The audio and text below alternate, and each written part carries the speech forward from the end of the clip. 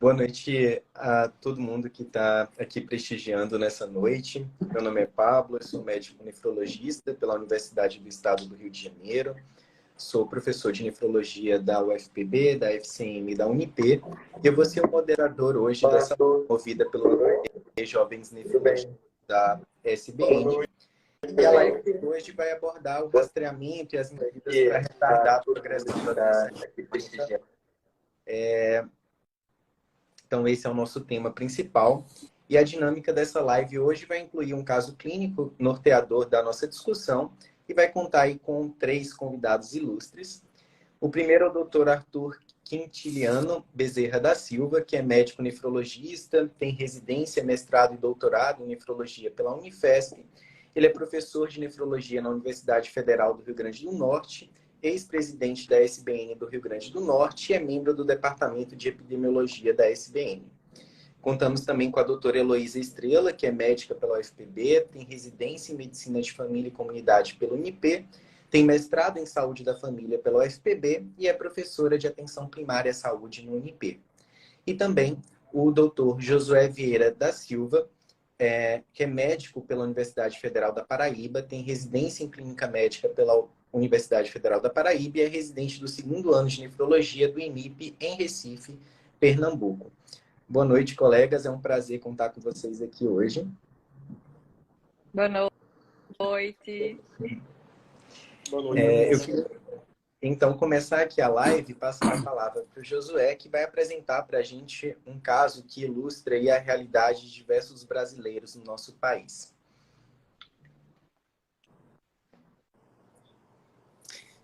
Então, primeiramente, boa noite ao público que está nos ouvindo, né? É um prazer estar aqui com vocês falando dessa doença, que é bastante importante, principalmente pela sua prevalência. Então, a dinâmica da live vai ser: a gente apresenta um caso clínico e, em seguida, vamos discutir as particularidades referentes a ele.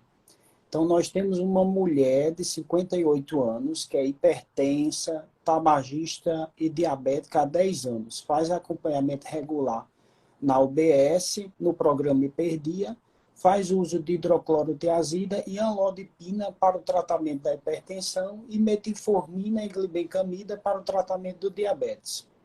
Ela procura a UBS referindo edema em membros inferiores, uma necessidade de atendimento em unidade de urgência, no mínimo 3 vezes no último mês, para controle pressórico e episódios de hipoglicemia. Na revisão dos sistemas, ela nega outros sintomas. Acrescenta que tem uma diurese com volume e aspecto normal, mas com noctúria. Ao exame, a pressão estava 160 por 110, tinha um edema de 2 cruzes em 4 membros inferiores e tinha uma HGT de 380. Os últimos exames disponíveis no prontuário incluíam hemoglobina glicada de 11, tinha uma anemia ferropriva que já estava em tratamento com sulfato ferroso e não havia dosagem de creatinina ou da relação albumina-creatinina urinária nos últimos 5 anos. Continua a descrição do caso? Tá sem... Tá fechado teu Você áudio. Desculpa. Tá com áudio mudo. Se vocês quiserem, a gente pode interromper e já ir abordando algumas temáticas do caso. Vocês preferem? Sim. Pode ser. Queria falar. Então, vai lá, Elo. Médica de família fala muito, né? Sim. Então, eu vou falar. Então, primeiro, né, desculpa interromper um pouquinho o caso, mas só para agradecer pelo convite. Acho que essa aproximação da atenção primária com as especialidades é extremamente importante, né, para se desenvolver protocolos, se otimizar o processo de referência e contra-referência e, sobretudo, melhorar ainda mais a atenção e o cuidado com os pacientes. Então, esse tipo paciente, essa mulher que chega à unidade de saúde é bastante corriqueiro na atenção primária. A gente tem, né, enquanto unidade de saúde da família, hoje, né, a gente não trabalha mais com esse tipo de agenda programada de hiperdia, né? Mas o hiperdia ele não deixa de ser um foco por causa da demanda enorme que a gente tem de pacientes hipertensos e diabéticos. Então, quando a gente usa de ferramenta como acesso avançado, a gente, na verdade, tenta acolher todo e qualquer paciente que chega na unidade de saúde, mas não, inevitavelmente a maioria deles eles são hipertensos e diabéticos. E é bem a cara do que a gente encontra no dia a dia mesmo da unidade de saúde, né? Esse tipo de paciente que tem as duas doenças e que já vem em uso, né, às vezes, de medicações, tanto antihipertensiva como hipoglicemiantes, mas que por várias vezes, em várias situações diversas, ele chega descompensado, né, como a gente chama. Então, é só para reforçar que é um caso não é estranho, pelo contrário, é muito familiar e muito comum de acontecer na atenção primária. Sim. Arthur, você quer comentar algo Claro. dessa primeira? Primeiro, agradecer a SBN e ao Comitê de Jovens Nefrologistas pelo convite. Eu achei ótima essa discussão também com a equipe da Medicina da Família. Eu acho que é o pessoal que tem contato com esse tipo de paciente. E eu sempre acho que o básico bem feito é a melhor coisa que existe. Essa paciente introduzida aqui no caso clínico é uma paciente que a gente vê todo dia. É aquele pacotão. É uma paciente já de uma certa idade, hipertensa, tabagista e diabética. Poderia ter colocado aqui várias outras coisas, uma sequela de um AVC, uma obesidade, sedentarismo e outras atividades, e outras situações. E é uma paciente que está usando a hidroclorotiazida e a nodipino bastante comuns nessa situação. E nós temos também que pensar tanto na eficácia como nos efeitos adversos desses remédios. Por exemplo, o nodipino é um remédio que dá edema de membros inferiores. Talvez seja o efeito adverso que mais reclamado pelos pacientes. Hidroclorotiazida pode dar algumas alterações cutâneas, especialmente nesses pacientes expostos a sol. Derruba o sódio. Ele tem que usar com cautela naqueles pacientes com síndrome metabólica, porque altera a glicemia, pode alterar o perfil lipídico, aumenta o ácido úrico, e essa paciente tem tudo a ter. Eu não vou adentrar nos exames laboratoriais ainda. Outro ponto de vista, que você ainda vai introduzir os exames laboratoriais, é que há uma expectativa de ter uma certa glicosúria nesses pacientes. E a glicosúria, ela começa a aparecer quando a glicose está acima de 180, a glicose sérica medida. Só que nos pacientes que têm diabetes, eles começam a ter upregulation dos receptores para glicose no tubo contorcida proximal. Então, é uma paciente que está na expectativa de ter glicosúria, só que ocorre uma alteração desse limiar e vai ali para a torno de 250. Então, quando a gente pega um paciente dessa situação sem glicosura, das duas, ou a glicemia está bem controlada, ou ocorreu um upregulation e agora está em torno de 250. E ela usa metformina e glibenclamida. São remédios já de um certo tempo no mercado, também com alguns efeitos adversos, e que nós temos que usar com cautela e vamos discutir à medida que o caso vai evoluindo. Perfeito. Eu também gostaria de agradecer, né, de novo a presença de vocês. É muito importante a gente abrir as nossas lives trazendo, né, os médicos que encontram a maior parte dos pacientes que realmente chegam no nosso consultório, né? Os médicos de família e comunidade, os médicos generalistas que estão nas unidades de atenção primária no país, são pessoas que podem mudar muito a realidade do brasileiro, né? A gente tem a doença renal crônica hoje seguindo um curva de aumento, né? Indo aí ao contrário das outras doenças crônicas não transmissíveis, e elas são causadas principalmente pela hipertensão e pelo diabetes no nosso país, né? Doenças cada vez mais prevalentes, principalmente considerando os hábitos de vida, né, da nossa era moderna. Então, trazer esse diálogo para próximo da atenção primária na verdade, começar a dar passos aí para tentar contornar esse problema de saúde pública que é a doença renal crônica, né? Quando a gente olha esse caso, de fato, é o caso que a gente encontra todo dia na prática médica, né? Seja no ambulatório da atenção primária, seja no ambulatório de especialidades. E muitas vezes esses pacientes, eles seguem ali a sua condução clínica sem ter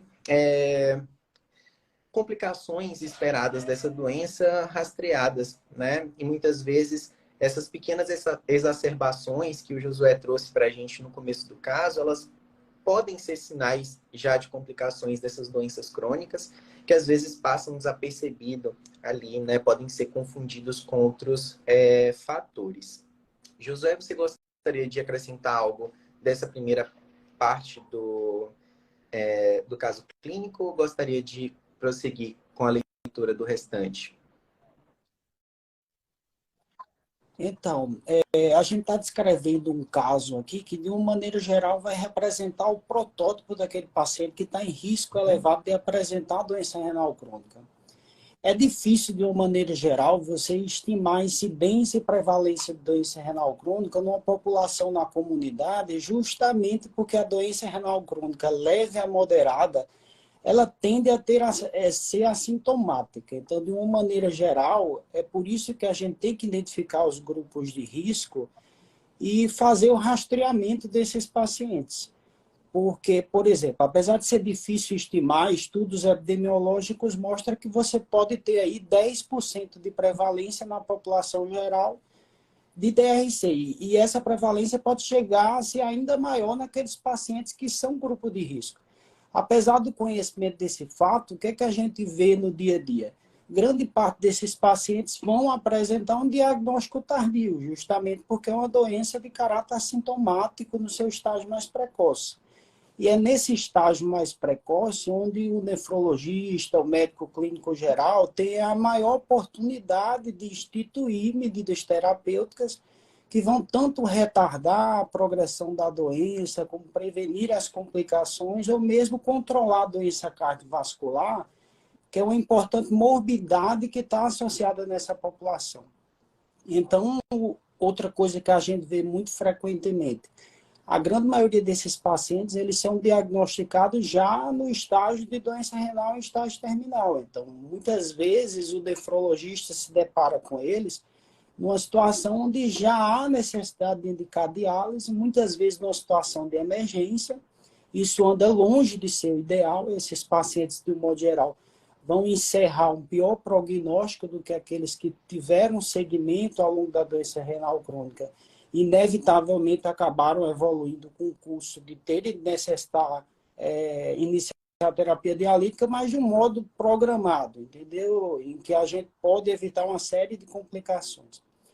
Então, de uma maneira geral, a gente tem que tentar atentar quanto aos grupos de risco. E aí a gente continua a discussão e vai discutindo que grupos de riscos são esses e que medidas nós podemos instituir para identificar aqueles pacientes que têm DRC em estágio inicial.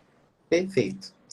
Só aproveitando, então, já que você trouxe esses grupos de risco, para não já entregar para o pessoal, né, para eles não ficarem ansiosos, quando a gente pensa em grupos de risco, né, pessoas que devem ter a doença renal crônica rastreada, a gente deve pensar em hipertensos, em diabéticos, né, em indivíduos que têm história familiar de doença renal crônica, indivíduos que têm história pessoal de injúria renal aguda, né? Nós devemos também pensar no grupo dos pacientes com obesidade mórbida, em pessoas que fazem uso de medicamentos nefrotóxicos de forma continuada, né? Então, a gente precisa destacar que o fato dessa doença ser uma doença silenciosa em seus estágios iniciais, essas pessoas devem ser rastreadas com exames séricos, né, e urinários específicos, que a gente vai comentar mais à frente, anualmente. Tá? Então, é importante que a gente faça esse rastreamento justamente por se tratar de uma doença que é silenciosa, que só vai manifestar sintomas em estágios mais avançados, quando muitas vezes a gente perde a oportunidade de implementar essas medidas para retardar a progressão de doença. A gente tem um estudo aqui, são poucos os estudos, né, epidemiológicos com a doença renal crônica em estágio conservador. A gente sabe bastante sobre o perfil epidemiológico em diálise, mas a gente tem um estudo aqui da Paraíba, de 2013, mostrando que quase 90% das pessoas que iniciaram diálise no nosso estado, iniciaram diálise em regime de urgência, né, internação hospitalar, sem terem ideia de que possuem doença renal crônica, em sua grande maioria, esses eram pacientes hipertensos e diabéticos, ou seja, houve um lapso, né, aí de rastreamento para que essas pessoas de fato não tivessem as suas doenças identificadas precocemente. Então, é muito importante que as pessoas com essas patologias, elas tenham a doença renal crônica rastreada, né? Você pode continuar, Josué, com a apresentação do caso?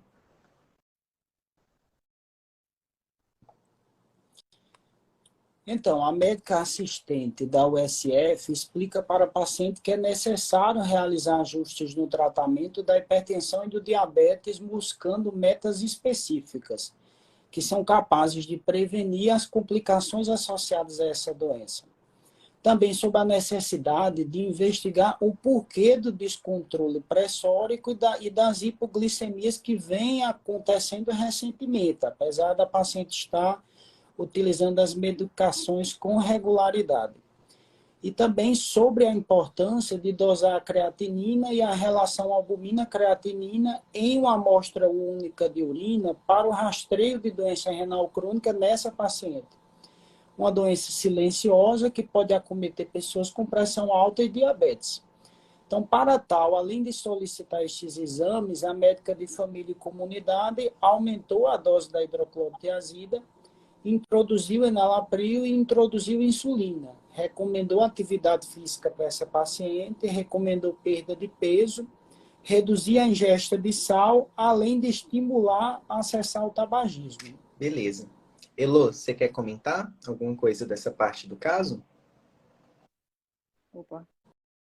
Opa, quero sim. Então, se a gente se ater apenas a essas questões clínicas, né, que envolvem essa questão da saúde renal da paciente, né, a gente já identifica várias questões aí que já precisam, né, ser feitas e que a gente sabe que que o paciente precisa aderir, né, ou implementar na vida dele, vamos dizer assim. Mas aí eu vou trazer um pouco da realidade do que é a unidade de saúde e da nossa população, né, que faz uso da unidade de saúde. Então, normalmente, essa senhora de 58 anos, ela não vem só com isso, né? Ela traz na bagagem dela situações que são a complexidade da baixa complexidade da atenção primária. Então, são pacientes que por muitas vezes eles não têm, né, uma consciência, digamos assim, do que é o processo de adoecimento que ele está passando, né? Ele se assusta quando ele descobre que ele é hipertenso, que ele é diabético, mas o vínculo com que ele tem, né, o vínculo que ele tem com esse médico, talvez, né, ajude a fazê-lo entender a necessidade que existe, né, para além do controle real do exame, né, porque para o paciente que chega para a gente na unidade de saúde, os exames estarem alterados, às vezes não faz muito sentido a ponto de ele conseguir fazer uma mudança de estilo de vida, fazer ele tomar realmente a medicação, né, dessa forma. Então, assim, você vê que é uma paciente que já vem com 2 antihipertensivos, 2 hipoglicemiantes, e aí a gente vai introduzir um outro, né? A gente vai tirar o hipoglicemiante, vai colocar a insulina, e isso assusta muito o paciente. Então, muitas vezes, a gente corre o risco de menosprezar, né, esse tipo de manejo de medicação, e a gente chega numa situação em que o paciente, né, eu não gosto muito do termo de aderir ao tratamento, porque eu entendo que o tratamento ele precisa ser feito de forma conjunta, né, através de um pacto, né, em conjunto com o paciente. Então, para ele conseguir seguir aquele pacto que é feito durante a consulta, ele precisa ter o mínimo de noção, e realmente o vínculo com o médico ajuda bastante nisso. Então, são pacientes que, na maioria das vezes, estão inseridos em contextos difíceis, né? De uma vulnerabilidade social extremamente importante, associada a outros fatores estressores que podem também estar para além do físico, né? Uma dieta inadequada, fatores estressores de um contexto social que podem dificultar o segmento real, né? Às vezes não consegue nem fazer uso corretamente da medicação. Eu fico pensando, né?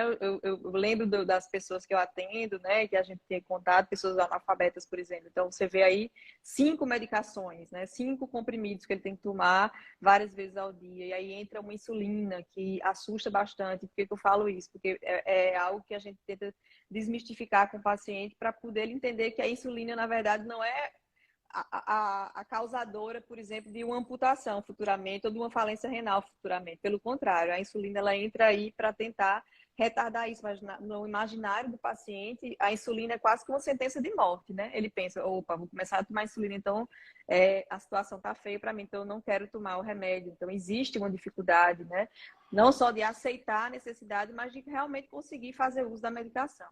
Então, dentro do contexto de unidade de saúde, né, que na grande maioria das vezes atende um público de uma vulnerabilidade social extremamente importante, que interfere diretamente na vida, né, na saúde e no processo de adoecimento desse paciente, a gente precisa considerar que existem outras complicações para além das complicações causadas pela disfunção e pela desregulação, né, da pressão e da diabetes. Então, acho que assim, é muito importante, né, que o médico ele tenha essa consciência clínica e que ele consiga fazer esse acompanhamento, né, para poder a gente, né, enquanto médico de família, quem está ali todos os dias, e é com esse médico que o paciente normalmente cria o vínculo. Então, eu concordo com os colegas quando eles trazem que a gente não pode perder o time, né? A gente não pode perder a oportunidade de imediatamente intervir para que isso não venha a gerar complicações futuras. Mas, ao mesmo tempo, a gente tem que ter a sensibilidade de conseguir fazer o paciente entender, tanto quanto a gente,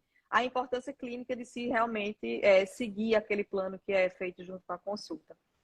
Então, assim, os medicamentos, a gente sabe que essas medicações, elas não são, né, se a gente for pensar em padrão ouro de tratamento, elas não seriam as mais indicadas, mas a gente sabe que a gente precisa, na atenção primária, muitas vezes lançar mão daquilo que é oferecido pelo Sistema Único de Saúde e isso não deixa de ser um entrave, né? Não deixa de ser um fator dificultante para que a gente consiga manejar de maneira ideal esse paciente.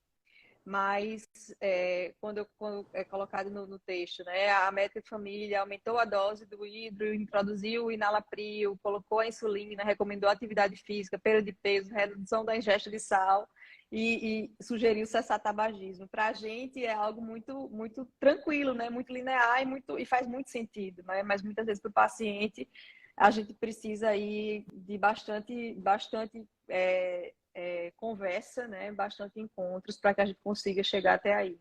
Então, eu acho que a grande complexidade é de se entender, né, esse contexto biopsicossocial em que o paciente da atenção primária está inserido, mas isso só aumenta a responsabilidade do médico de família de intervir realmente precocemente, identificando essas fragilidades para poder tentar corrigir antes que ele chegue até vocês, né? Antes que ele realmente dependa do especialista ou chegue a uma diálise de urgência, que é como a maioria dos pacientes, como vocês colocaram, chega. Então, eu queria comentar essa questão da complexidade, né, do paciente que chega para a gente na atenção primária. Sim. Arthur? Essa complexidade que a Elu muito bem colocou é extremamente difícil de lidar. Eu vou chamar essa questão do manejo desse paciente também de uma questão chamada, que eu uso muito na universidade com os alunos, a autogestão. Uma coisa é a autogestão de um segmento, por exemplo, de alta renda. E a outra é dessa paciente, a autogestão, onde a compreensão dela da doença, dos remédios e do futuro dela é bem inferior do que o restante. Um outro ponto é orientarmos a paciente para fazer atividade física. Só que imagina, são pessoas que geralmente se levantam tipo 5 da manhã, pegam um transporte, trabalham longe do trabalho longe de casa, trabalham o dia todo, retorna mais 2 horas e é o momento que ela tem para fazer atividade física é à noite, quando já está exausta. Eu fui para o Congresso Americano de Nefrologia ano passado e chamou minha atenção um ponto que pode substituir a atividade física como alternativa. Reduzir o repouso ativo. Ou seja, por exemplo, ela tem o hábito de assistir TV. Assiste TV geralmente sentado no sofá ou deitado no sofá. Poderia substituir essa ação por ficar assistindo TV em pé. Lá no Congresso Americano, ele colocava que cada 1 minuto em pé, por exemplo, fazendo esse tipo de atividade, corresponde a 1 minuto em atividade física leve a moderada. Então, de certa forma, você está substituindo o sedentarismo do paciente. O outro ponto é a orientação de uma melhor alimentação. Aí, por exemplo, às vezes esses pacientes eles têm comida muito pão. Quanto é 1 quilo de pão? 10 a 15 reais. Acaba sendo carboidrato, comida fácil de ele ingerir. E outro ponto de vista é coisa macarrão, pizza, essas coisas. Mas poderia substituir isso, por exemplo, por alimentos mais saudáveis. Será um grão de bico, que tem uma grande fonte de proteína. Eu não sou vegano e vegetariano, mas tem que reconhecer a importância, por exemplo, do grão de bico. A alface, que sacia o apetite. Comer comida com mais fibras, beber mais água, reduz o apetite. E repara também, por exemplo, lá no hospital universitário, quando eu saio, eu sempre fico reparando o pessoal se alimentando na calçada. E o que eles se alimentam? Coxinha e refrigerante. Poderia substituir isso, por exemplo, com uma fruta, que sai mais barato e é mais nutritivo. Outro ponto é colocarmos, por exemplo, a insulina nessa paciente. Eu tenho vários pacientes em diálise que eles não têm geladeira em casa. E às vezes é uma questão que nós não perguntamos. Você consegue ter um canto para resguardar? Outro ponto é a quantidade de insulina que vai infundir no paciente. Muitos desses pacientes têm retinopatia diabética ou hipertensiva. Eles não conseguem enxergar a quantidade de insulina que está aspirando. Aí vai administra mais do que é necessário e faz essas hipoglicemias. Ou ainda tem medo ou pula às vezes que é para fazer.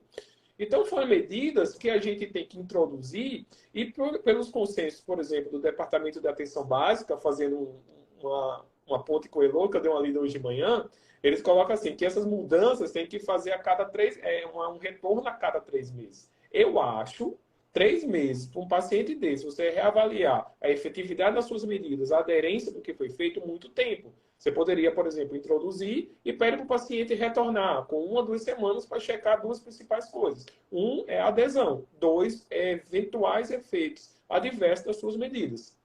Para não me estender, eu passo a palavra. Perfeito. Realmente, a gente vê que a complexidade do paciente que vai para a atenção primária, né, é muito grande, porque são muitos problemas a serem resolvidos, principalmente aqueles relacionados às próprias questões socioeconômicas, né?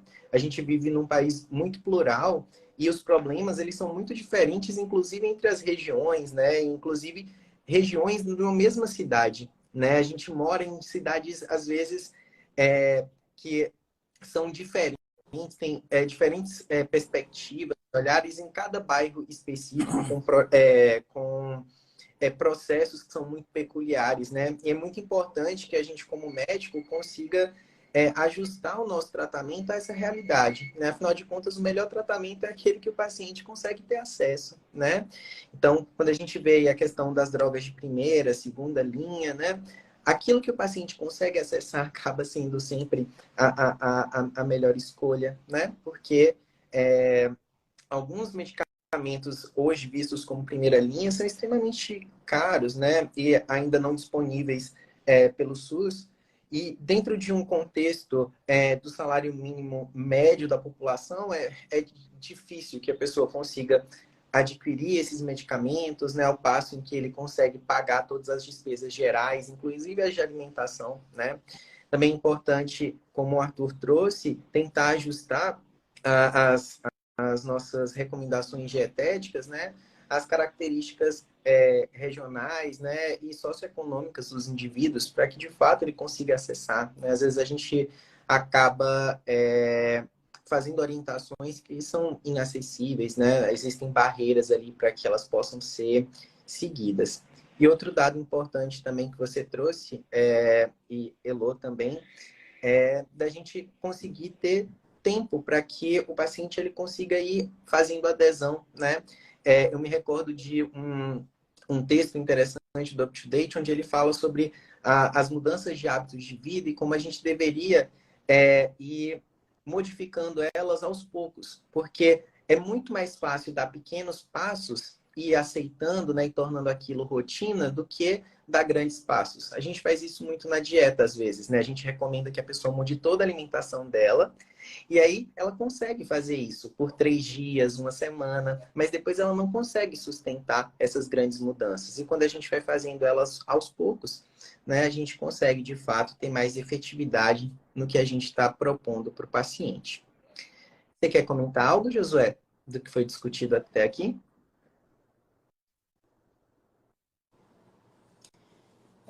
Sobre o segmento do caso, né, ele ressalta a importância nessa paciente em particular, ela já apresenta alguns sinais sugestivos de que ela possa ter doença renal crônica. Ela tem um certo edema periférico, tem a queixa de noctúria, ela tem um agravamento recente da hipertensão arterial, visto que ela tem procurado muito frequentemente a urgência, tem apresentado episódios de hipoglicemia, usando regularmente as medicações que ela utilizava há muito tempo, né, há cerca de 10 anos, pelo relato do caso, e tem apresentado hipoglicemia apenas recentemente. São todos dados que são nesse paciente. Então, talvez a gente não pudesse mais nem dizer que a gente está rastreando o DRC nessa paciente. A gente já está pesquisando mesmo o diagnóstico, porque tem alguma evidência clínica que faça a gente buscar. E o ideal, muitas vezes, seria tentar procurar, visto que essa paciente é uma paciente de alto risco, né, já que é hipertensa e diabética. A hipertensão e o diabetes são simplesmente as duas principais causas de doença renal crônica no Brasil, né? Esta paciente tem as duas principais causas. Então, a gente vê que há cerca de 5 anos ela não tem nenhum exame no prontuário, né? Nenhuma creatinina, nenhuma relação albumina-creatinina, que são exames que a gente indica para rastreamento. Então, de uma maneira geral, a unidade básica de saúde é essencial nesse contexto, porque é o grupo de médicos que costuma estar na linha de frente, né, em contato com essa população de risco e que pode identificá-la e conseguir esse diagnóstico precoce, visto que na maior parte das vezes esse paciente não vai chegar até o nefrologista, porque é um paciente assintomático. Então, pacientes que são hipertensos, que são diabéticos, que são idosos, que têm uma doença renal crônica já de etiologia familiar, ou seja, tem vários membros na família já com história de doença renal crônica, que tem nefrolitise recorrente, que tem infecção de trato urinário de repetição, que já faz um uso aí crônico de drogas nefrotóxicas, pacientes que têm doenças autoimunes como lúpus, esclerodermia, que tem uma vasculite, são todos pacientes assim que estão em um risco alto de desenvolver doença renal crônica, pacientes obesos mórbidos, tabagistas. Então, esses pacientes, de um modo geral, devem ter esse diagnóstico pesquisado mesmo na ausência de apresentação clínica, visto que a gente só consegue flagrar essa doença em seu estado inicial com o exame de rastreamento, que é justamente quando muitas vezes a gente pode prevenir que a doença se instale de maneira mais completa, até evitar a progressão quando já é instalada. Perfeito, Josué. Você pode continuar para a gente o caso? Posso. Então, ao retornar, essa paciente referiu que havia iniciado atividade física, havia iniciado a dieta que foi sugerida pela nutricionista e manifestou interesse em iniciar tratamento para interrupção do tabagismo. Os exames que foram solicitados revelaram que ela tinha uma creatinina de 2,1, tinha uma relação albumina-creatinina urinária de 280 mg por grama, tinha um sódio de 138, tinha um potássio de 4,5 e tinha uma hemoglobina glicada de 10%. No exame físico tinha um edema agora, uma cruz em 4, a pressão estava 150 por 90 e a HGT estava 150. Então a médica explica para a paciente que os exames dela revelaram um comprometimento importante da função renal, apesar dela não apresentar sintomas claros dessa doença.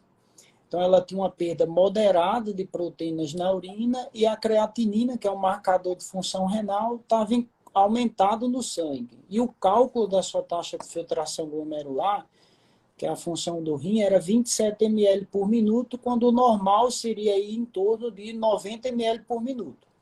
Então, considerando esses dados, ela resolve encaminhar a paciente para um acompanhamento conjunto com o nefrologista e, para tal, ela detalhou a referência solicitando do colega a contrarreferência, né, para que fosse possível estabelecer um diálogo sobre estratégias de intervenção e abordagem dessa paciente.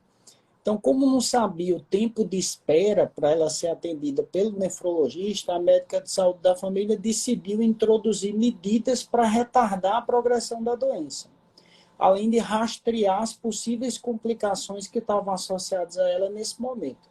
Então, ela otimizou a dose de enalapril que havia iniciado, uma droga útil por ser rinoprotetora e antiproteinúrica, e introduziu um inibidor da SGLT2, que também é rinoprotetora e antiproteinúrica, além dela ter otimizado a dose de insulina, objetivando manter essa hemoglobina glicada que veio de 10, manter entre 6,5 e 8, retirou a metformina e glibencamida, porque nesse momento, nesse estágio da DRC, ela estava contraindicada, né? Otimizou os antipertensivos, visando uma pressão aí de 130 por 85, caminhou novamente para a nutricionista, iniciou o tratamento para interrupção do tabagismo, manteve o estímulo para a paciente fazer exercício físico e perder peso, e encaminhou para vacinação, para hepatite B, pneumonia, influenza e Covid-19.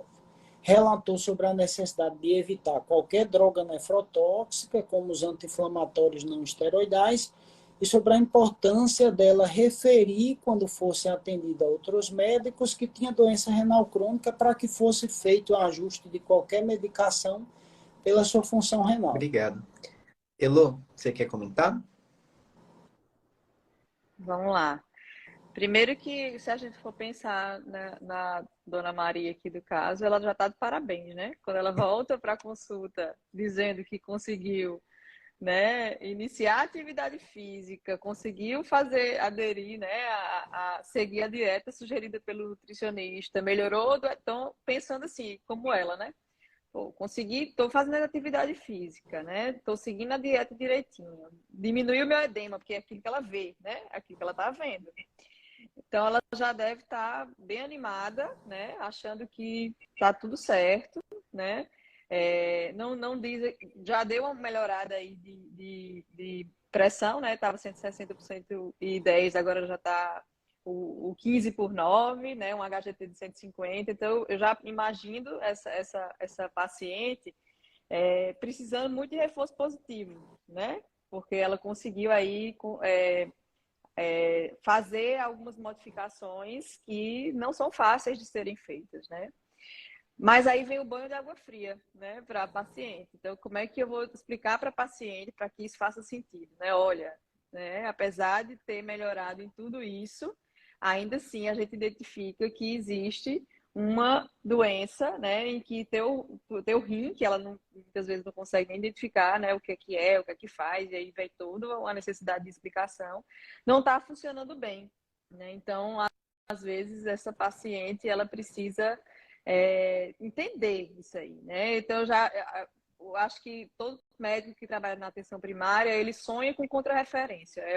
É algo assim que a gente deseja do fundo do coração que aconteça de maneira corriqueira. Eu, infelizmente, não tive a oportunidade, né? Faz 10 anos que eu trabalho na atenção primária e eu tive pouquíssimas oportunidades de receber uma contrarreferência. Então, o paciente, a gente faz lá a referência, né? Preciso acionar o nefrologista, aí eu aproveito para fazer um adendo sobre a importância de se fazer matriciamento, né, de se conseguir levar o especialista para a atenção primária, porque muitas vezes o movimento contrário, ele demora, ele é muito moroso, então, como bem coloca no caso, eu não sei quanto tempo esse paciente vai conseguir para acessar o nefrologista, né, a quantidade de nefrologista que existe em relação à quantidade de pacientes que precisam dele é extremamente escasso.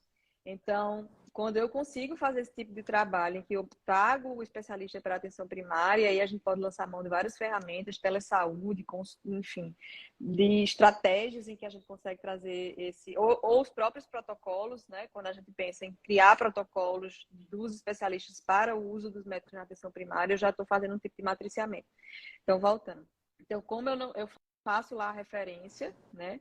Até essa paciente chegar lá no nefrologista, isso pode demorar, assim, vou ser otimista, 6 meses, né? É o tempo que ela vai conseguir chegar no nefrologista. Então, vem a questão que o doutor Arthur trouxe, né? É muito tempo, 3 meses é muito tempo, né? A gente, na medicina de família, a gente usa uma ferramenta que a gente chama de demora permitida, que é um tempo que a gente, né, se permite ou dá a esse paciente para a gente poder reavaliá-lo, né? E eu concordo quando 3 meses após o ajuste de medicação no paciente como esse, 3 meses é muito tempo, eu preciso realmente acompanhar mais de perto. Então, daqui que ela consiga chegar no nefrologista, talvez essa paciente chegue antes na diálise de urgência, não sei, né? Não sei por quanto tempo ela vai conseguir segurar essa dieta pobre de sal, eu não sei quanto tempo ela vai conseguir, né, até quanto tempo vai ser preciso que essa atividade física que ela iniciou agora vai repercutir realmente na saúde de maneira geral nela. Então, assim, eu acho que o grande desafio aí é fazer essa paciente entender a importância, a seriedade do problema de saúde clínico que ela tem, que não manifesta para ela sintoma, né? E aí vem a questão da experiência do paciente com o que é saúde e o que é doença, porque muitas vezes a gente verifica e entende a doença, mas a experiência que o paciente tem, como qualquer outro paciente vai ter com a doença, é o que vai levá-lo a realmente entender o que ele precisa fazer e naquele pacto que a gente vai fazer na consulta em termos de tratamento, ele vai seguir.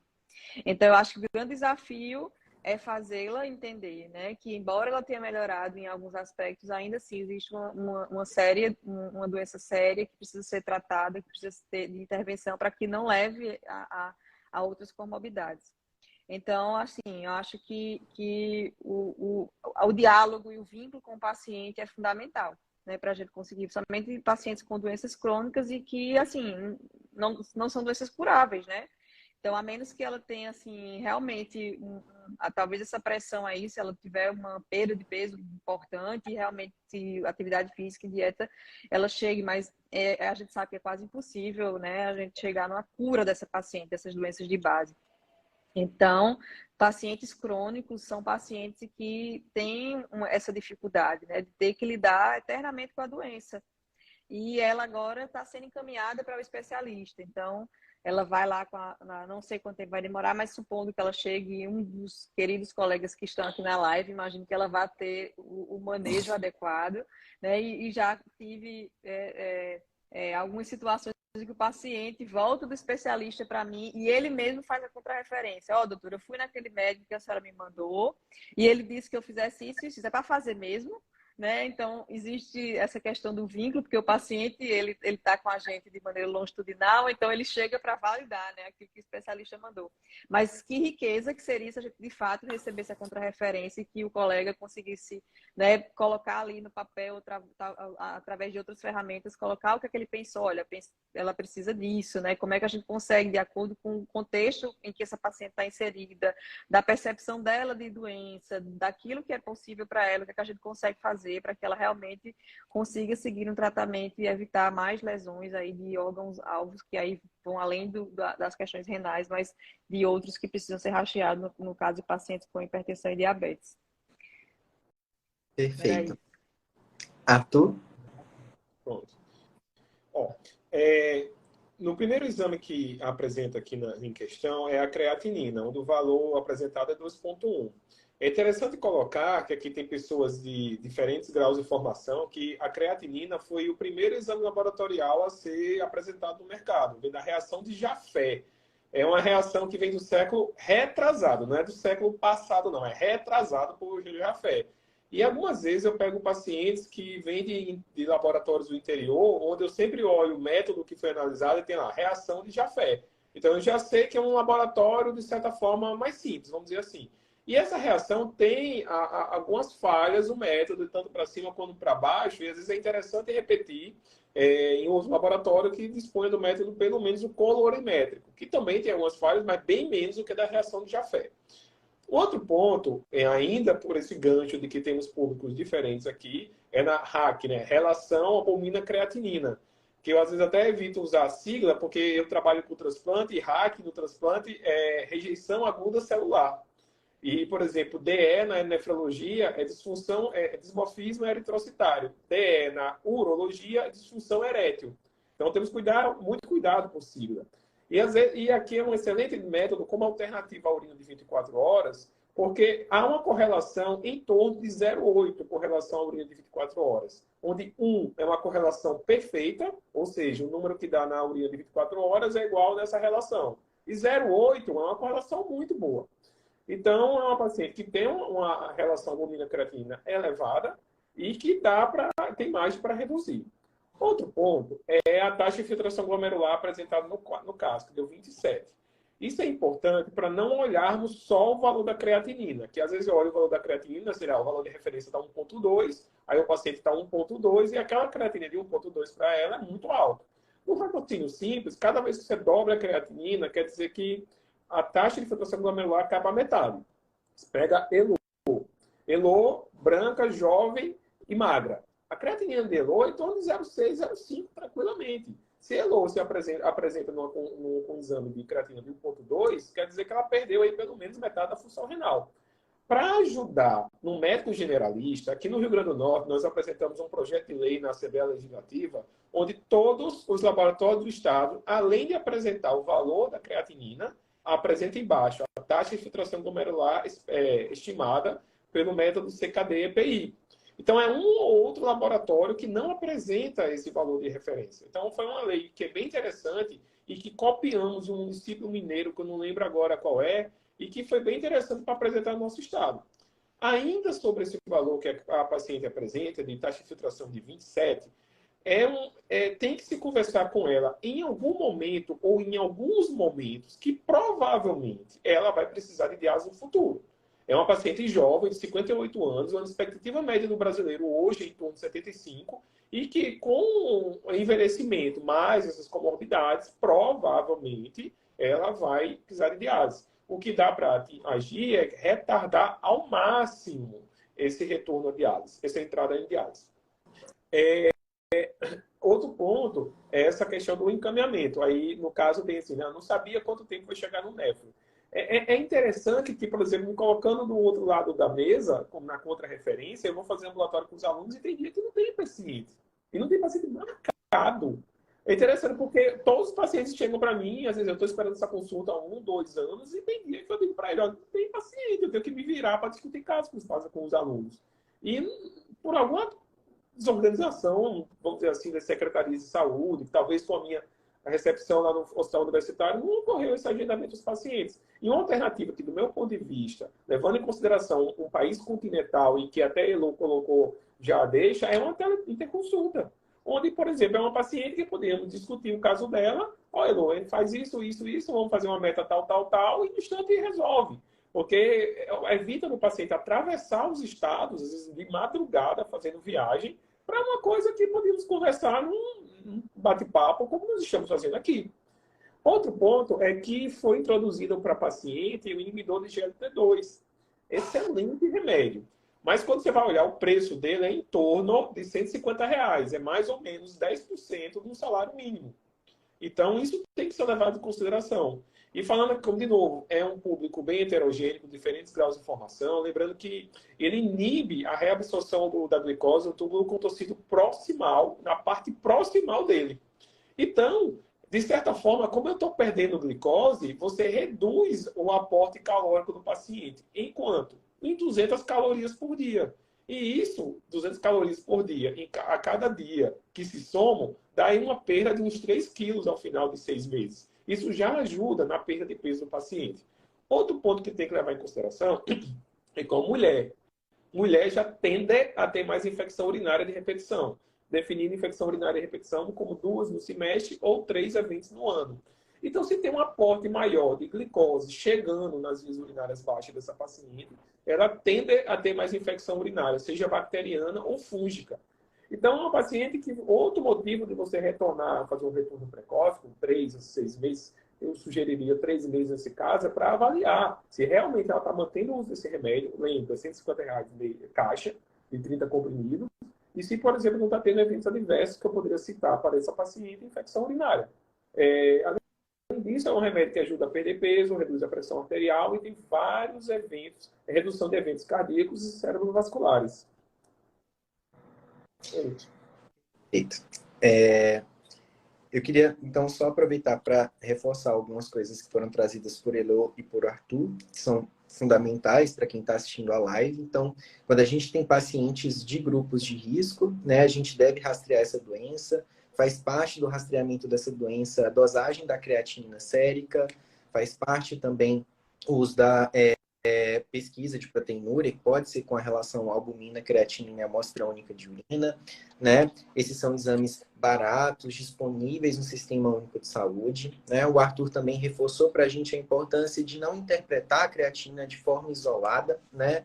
Então, resultados de creatinina acima de 1, eles devem ser colocados na fórmula do CKD-EPI de 2021. É só jogar no Google, tá? Existem aplicativos também gratuitos que fornecem, né, o cálculo com a creatinina, a idade e o gênero do paciente.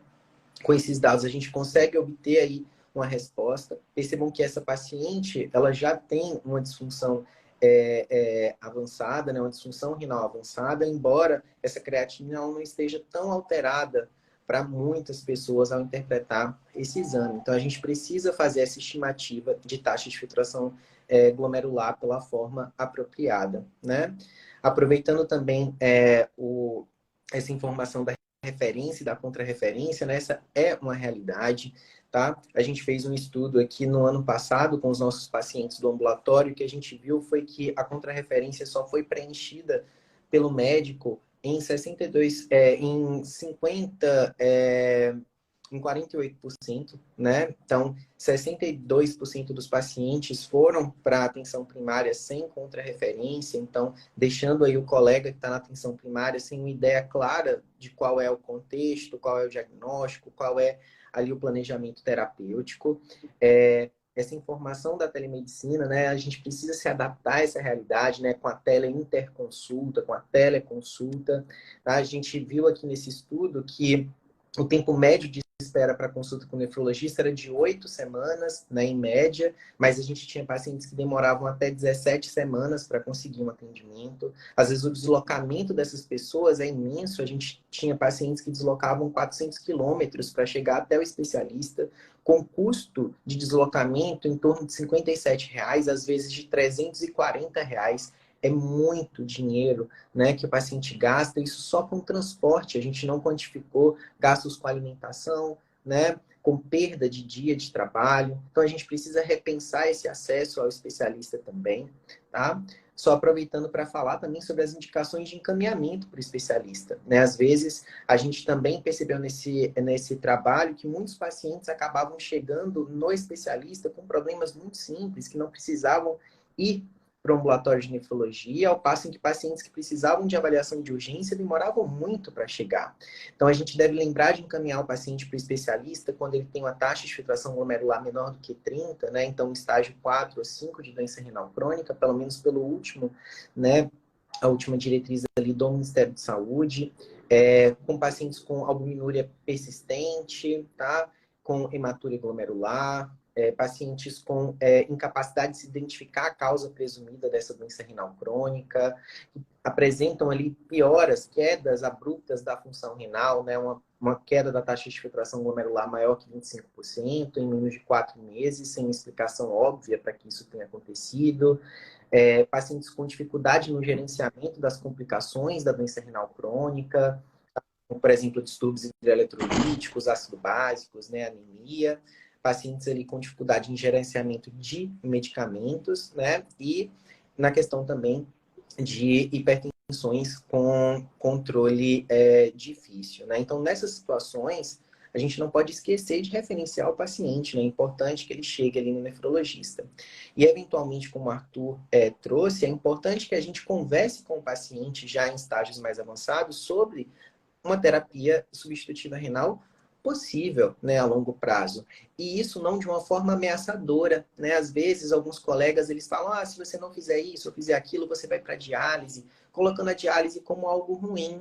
E a diálise não é, né? A diálise é uma máquina da vida. Para as pessoas que têm insuficiência renal, que têm doença renal crônica avançada, a diálise traz qualidade de vida, ela faz com que essas pessoas melhorem dos sintomas, né, que elas apresentam da doença renal crônica, e é uma ponte até o transplante. Então, a gente não pode colocar a terapia substitutiva renal como em tom de ameaça, né? Como algo que é ruim para a pessoa, porque na verdade ela ajuda milhares de pessoas ao redor do mundo a viverem mais e viverem melhor, né? Josué, você quer fazer algum comentário?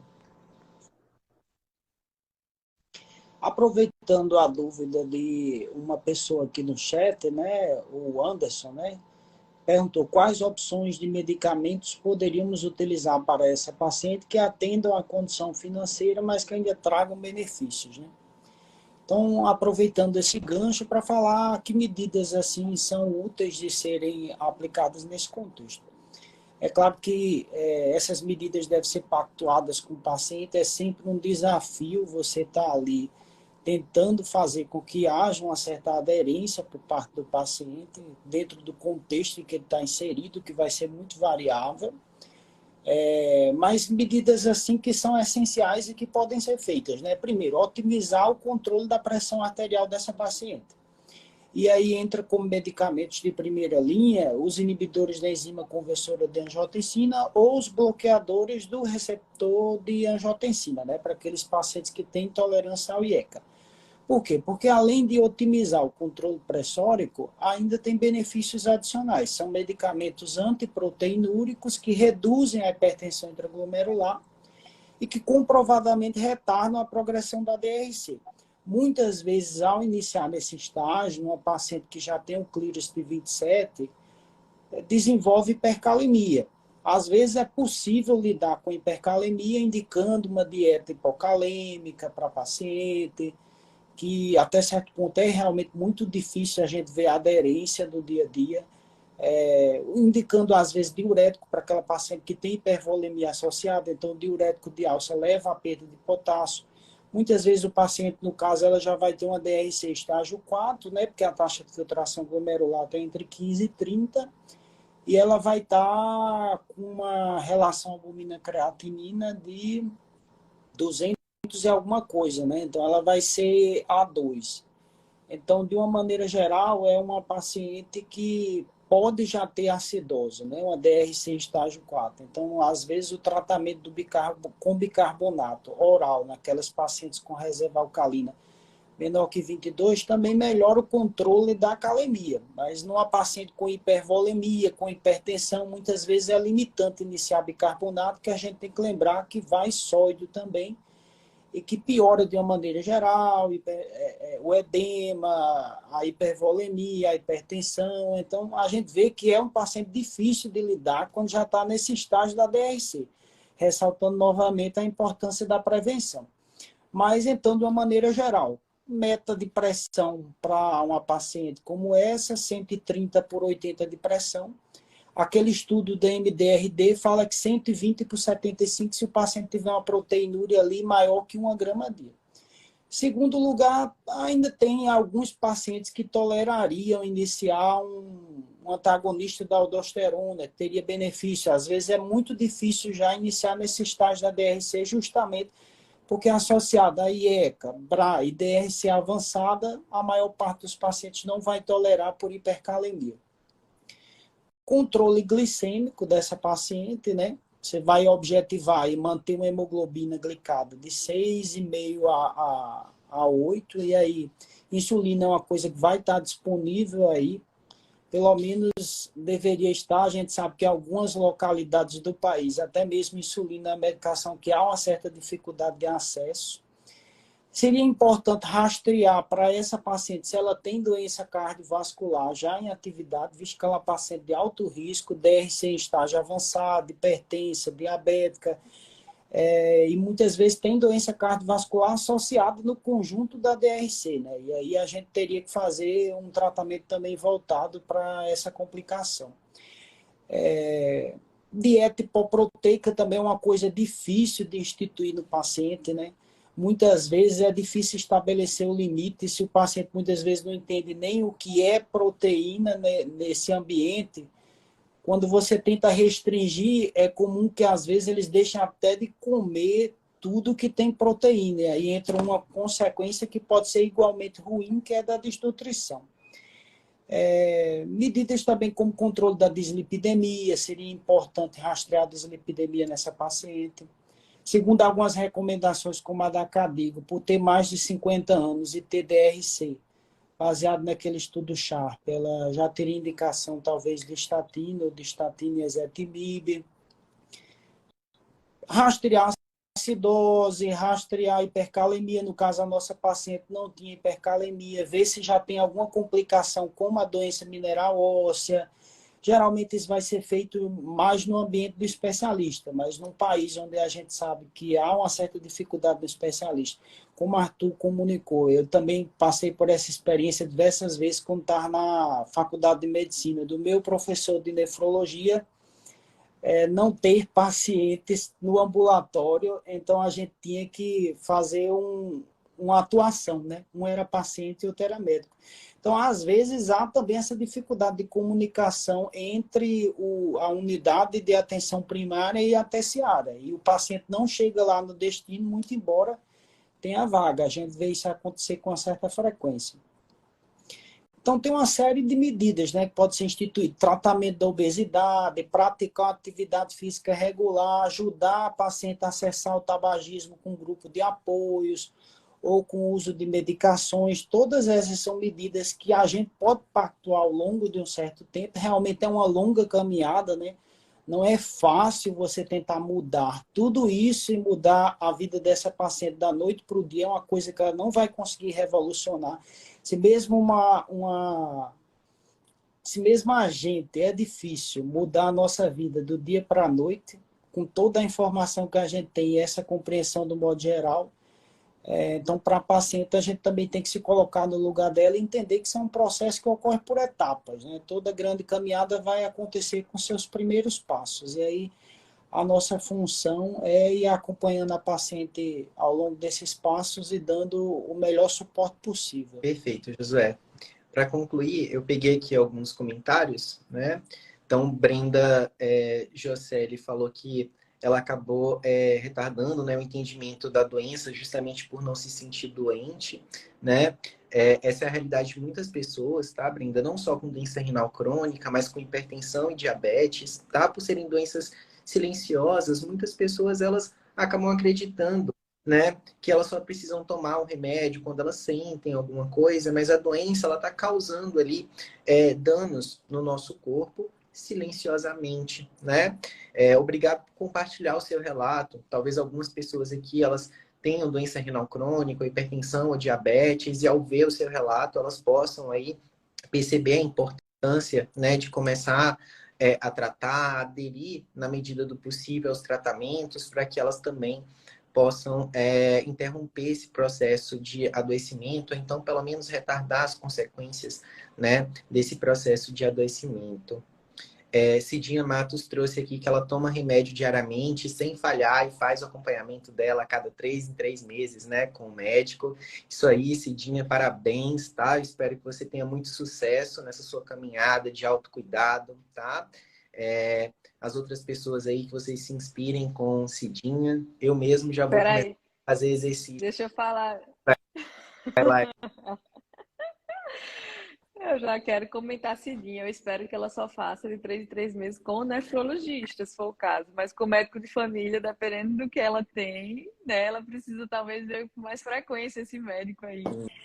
3 em 3 meses talvez não seja o suficiente. E aí eu lembrei, né, que por muito tempo, acho que numa cultura que ainda existe superlotação da atenção primária, né? Tem aquela questão de renovação de receita. Não sei se vocês certamente viveram isso pelo menos durante a formação de vocês no curso de medicina, né? Dos pacientes que vão lá, não, é só para renovar a receita, é só para renovar a receita, é só para renovar a receita. E nisso você passa um ano só renovando a receita do paciente, né? Colocando lá a mesma medicação, o máximo que você faz, né? pedir um mapa, né? Na verdade, nem um mapa. Você faz a medição ali no dia, na hora que ele chega na unidade de saúde para poder renovar a receita. E a pressão tá boa, você vai renovar a receita. E isso talvez, né, justifique, né? Não é que justifica, mas é para a gente colocar que existe também uma complexidade do contexto da atenção primária de não nos permitir, né, ou pelo menos de ter uma limitação aí no que a gente gostaria de realmente poder fazer em relação ao paciente. Quando o Cidinha falou que ia de 3 em 3 meses, eu já lembrei, mas tem paciente que eu renovo a receita de 3 em 3 meses. Eu renovava, né? Porque eu já não faço mais isso, mas por muito tempo fiz. Né? De 3 em 3 meses você só renova a receita, mas esquece todo o restante. Foi só um comentário em relação a Cidinha, mas ela tá de parabéns, porque ela toma os remédios regularmente. Isso aí. Teve aqui um comentário de IMFS 0202, que perguntou se precisaria pedir ao laboratório para medir o clearance da creatinina, ou basta o cálculo pela fórmula do CKD-EPI, né? Se eu não me engano, Arthur tinha comentado. Você quer falar, Arthur, sobre? Eu até já respondi para ele no chat, eu tive a oportunidade de responder. E eu queria só fazer um comentário. Nessa questão de uma paciente como essa, nós orientarmos uma dieta hipoproteica, e como já foi colocado aqui, entender o que é uma dieta hipoproteica para esses pacientes é difícil, né? Uma dieta 0,6 a 0,8. Mas se for pensar direitinho, o paciente consegue mensurar a quantidade de proteína que está ingerindo, isso dá fome, entendeu? Porque eu já tentei fazer essa dieta ao longo do dia, eu terminei o dia morrendo de fome.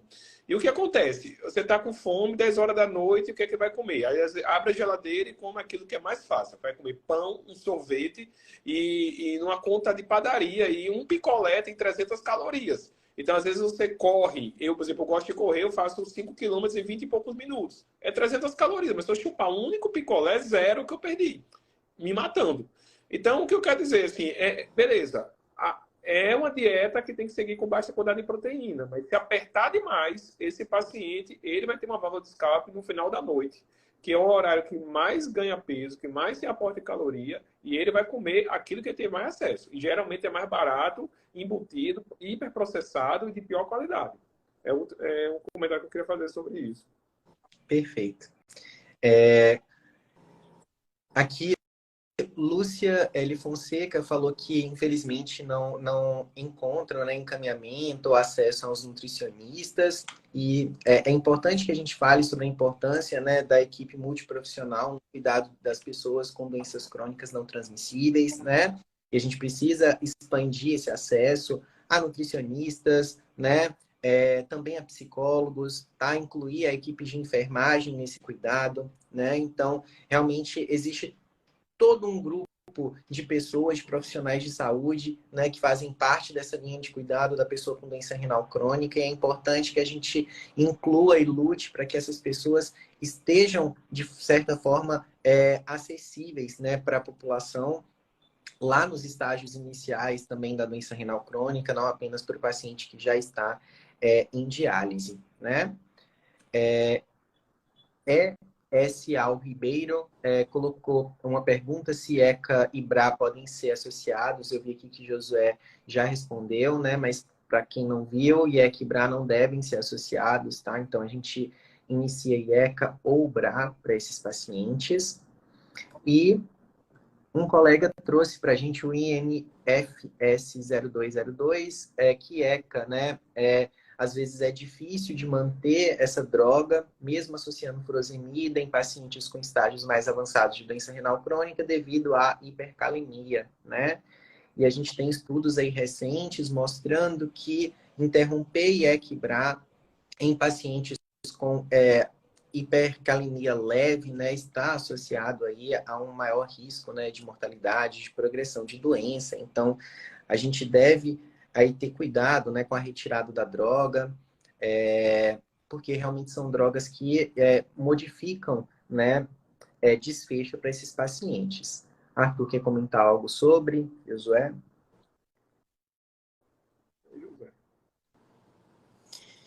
Sobre a questão do IEC-BRA, teve Isso daí é uma constante, né? Muitas vezes o indivíduo apresentou um único episódio de hipercalemia e a droga é suspensa e condenada ad eterno para um paciente que ainda tem alguns anos de doença renal crônica pela frente, e a gente sabe que muitas vezes, após você reintroduzir essa medicação num contexto em que o paciente tenha melhorado a aderência à dieta, às vezes tenha corrigido a acidose, esteja utilizando um diurético, a hipercalemia não ocorre mais, entendeu? Às vezes você pode voltar à dose reduzida. Muitas vezes o paciente está utilizando um diurético poupador de potássio de modo associado, então você vai suspender preferencialmente o diurético poupador de potássio. Então tem várias alternativas. De uma maneira geral, a gente tem que tentar levar o máximo possível essa droga, tanto pelos benefícios cardiovasculares quanto pelos benefícios renais, né? Inclusive, teve um estudo recente, que é o STOP-AC, que era justamente avaliando aqueles pacientes que estavam já chegando ali no estágio de doença renal, estágio terminal, se a suspensão da droga daria mais tempo ali de vida útil ao rim e talvez retardasse a entrada do paciente em diálise. E isso daí não foi comprovado, né? No final das contas, suspender essa droga não vai mudar o desfecho do paciente na entrada em diálise quando o clearance está bastante reduzido. Então, de uma maneira geral, quando o paciente já está com clearance muito reduzido, estágio 5, é difícil alguém que inicie, porque geralmente estágio 5 o paciente não tolera, mas suspender a gente não suspende, a não ser que tenha uma complicação do tipo hipercalemia refratária mesmo, que a gente não possa tolerar. Então, essa droga acompanha o paciente até o último momento, de preferência, né? A gente só suspende se for uma hipercalemia persistente e que pode estar associada ali a maior risco cardíaco do paciente e arritmia. Mas sempre tentando fazer essas medidas circulares, né, para tentar controlar os níveis de potássio de uma maneira alternativa, né? Porque, no final das contas, se você optar pela suspensão, você está optando por abrir mão de todos os benefícios que a droga promove, mesmo nesse grupo de pacientes com DRC avançado. Claro. Nessa questão de pacientes com hipercalemia usando IECA ou BRA, eu acho que é interessante também fazermos uma revisão da parte nutricional dele. Queira ou não, o maior aporte de potássio que nós temos é através de frutas. E, por exemplo, aqui no Nordeste é muito comum as refeições com suco. E para fazer um suco, você usa, sei lá, 2, 3 laranjas, alguns pedaços de abacaxi, uvas. Então, tem que revisar com o paciente, preferencialmente ao lado de uma nutricionista, para ver quanto é que ele está ingerindo de potássio. Geralmente é fruta. Quando, num primeiro momento, você está com hipercalemia e usando IECA ou BRA, poderia tentar revisar ou reduzir essa ingesta. E avalia laboratorialmente. Reduziu o potássio sérico, você dá...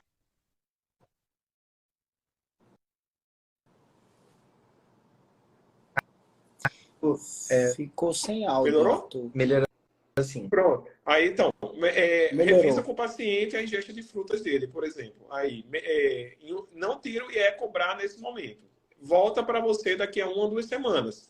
O paciente melhorou o nível sérico do potássio, dá para dar continuidade ao IE cobrar com segurança.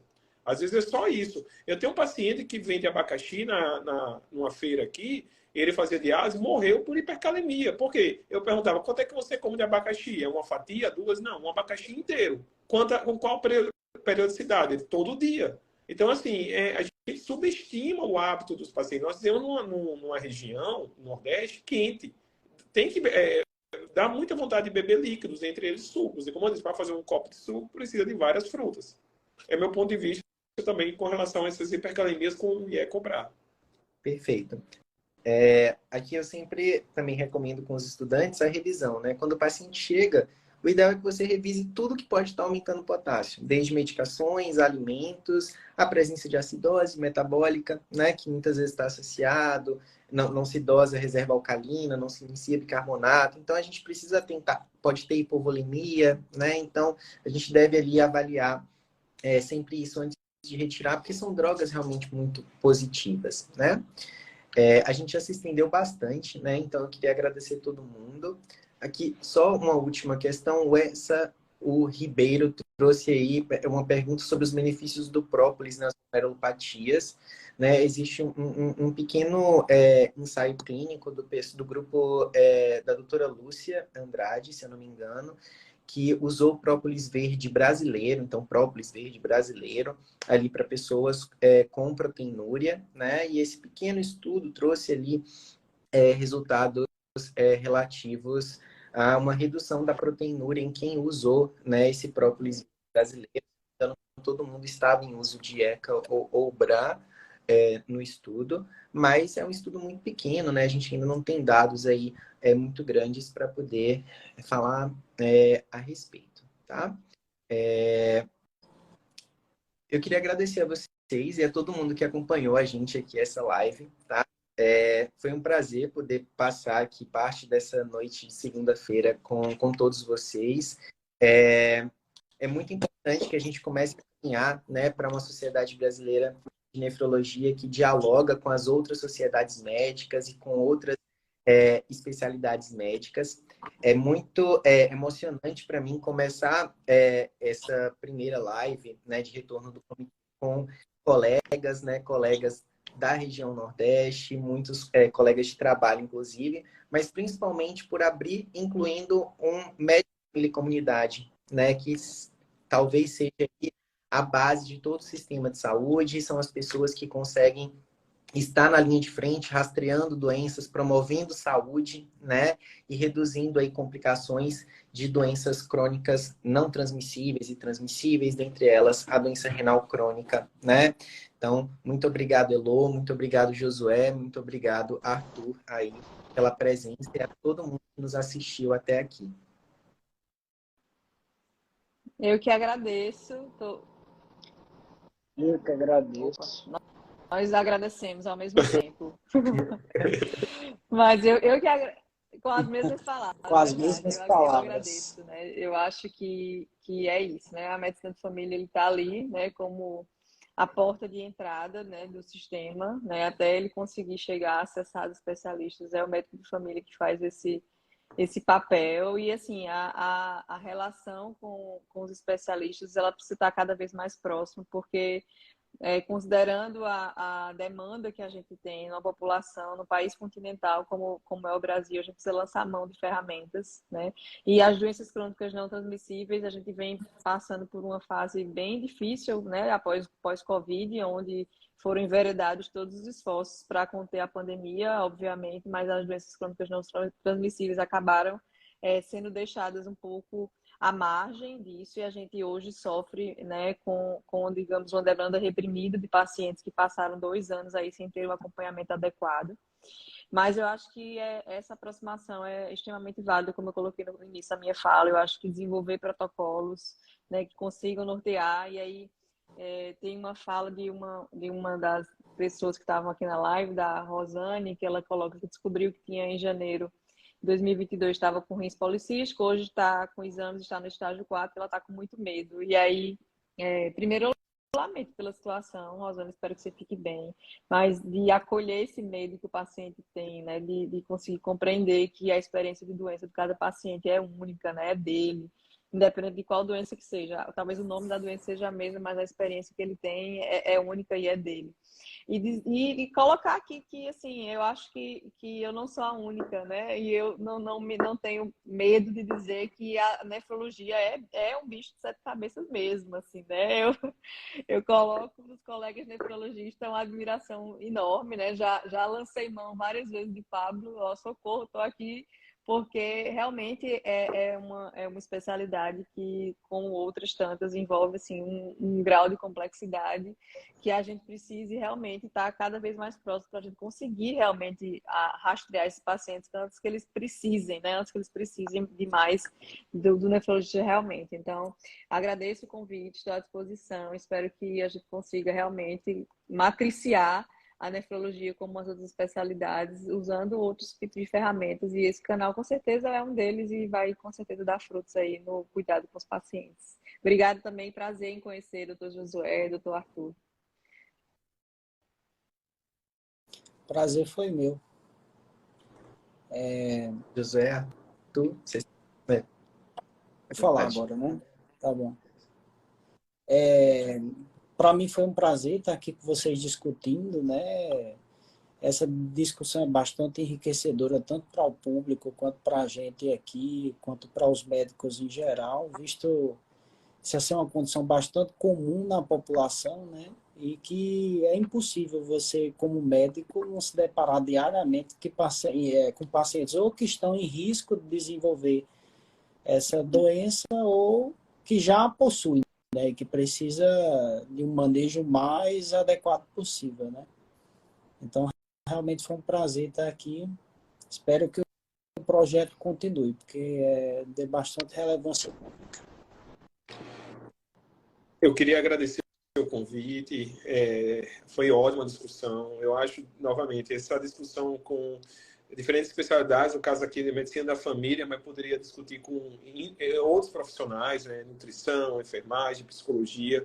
Foi uma conversa interessante que nós discutimos tanto do ponto de vista técnico como para de saúde, né? Porque eu percebia que pelas perguntas tem muito paciente assim que fica angustiado, tem algumas perguntas que ele não consegue responder na consulta com o seu médico assistente e tentou tirar aqui. Isso é muito legal. E especialmente da Sociedade Brasileira de Nefro, né? Que a gente tem uma visão de promover a nefrologia.